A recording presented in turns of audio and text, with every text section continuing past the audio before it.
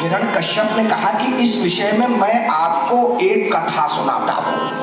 और उन्होंने उसी नर नरेश की कथा सुनाई। ध्यान दीजिएगा, उसी नर नरेश सुयज्ञ, जिनको भी इसी प्रकार वीर गति प्राप्त हुई युद्ध में। और जैसा कि घर परिवार में होता है, वहां पे भी समस्त माताओं ने और बंधुओं ने सबने रोना बिलखना प्रारंभ किया।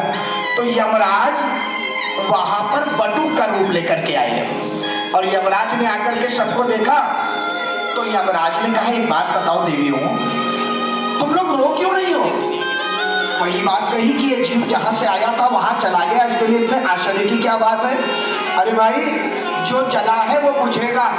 एक बात समझ लीजिए, भी घर नहीं बनाता, उसके स्वभाव में है जन्मजात। और जब वर्षा होती है ना, तो वर्षा में बड़ा छटपटाता है।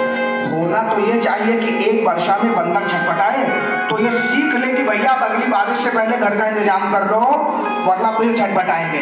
लेकिन वो नहीं बनाता, फिर वर्षा आती है, फिर वो उसी प्रकार से दुखी होता है। अच्छा, तोता भी बड़ा विचित्र होता है। तोता क्या करता है जानते हैं?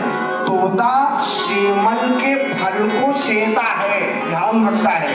सेमल का फल माने रुई का फल।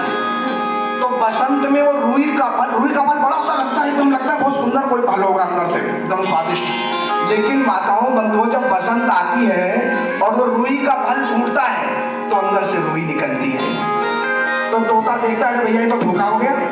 तो होना तो ये चाहिए कि अगली बार जब वो फल लगे तो तोता समझ जाए कि ये धोखा है, इसकी सेवा नहीं करनी है, तो अंदर से रुई है। लेकिन फिर वो फल लगता है, फिर तोता उसी प्रकार से उसका ध्यान रख